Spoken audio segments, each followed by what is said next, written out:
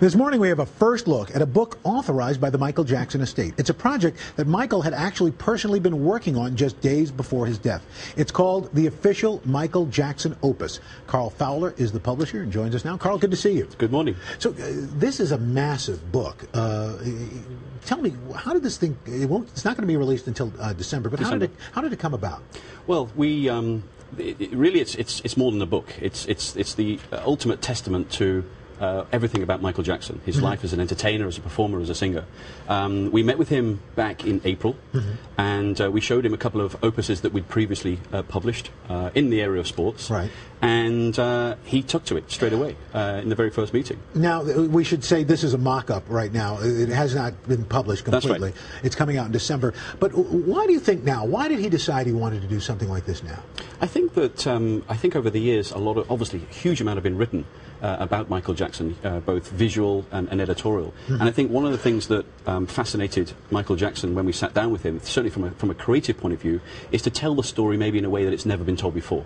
And that's the challenge we set. And I think the emotional side of Michael really bought into that. And I think he saw this as an opportunity to really tell that in a way it's never been told before. Ironically, your team met with him just 3 days before his death. In talking with your team, did they notice anything about his demeanor or his health, anything that might have given them some sort of concern? He looked happy, fine. You know, we in those days before, we were talking about how we were going to create the content, how the style was going to come about. He was really immersed into it, so there was no signs at all. He was very much, you know, happy and enthused about this. This final publication is going to have images that we've never seen before. What sort of things can we expect?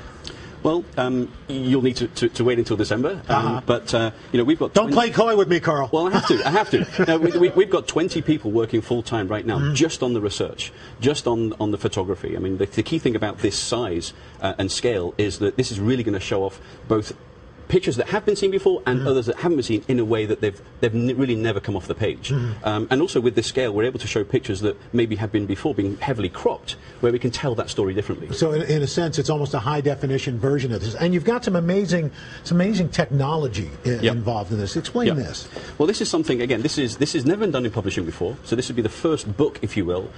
This is called Augmented Reality, Opus Augmented Reality. And if I just show you here, this is a photograph that it's come from the archives. Right.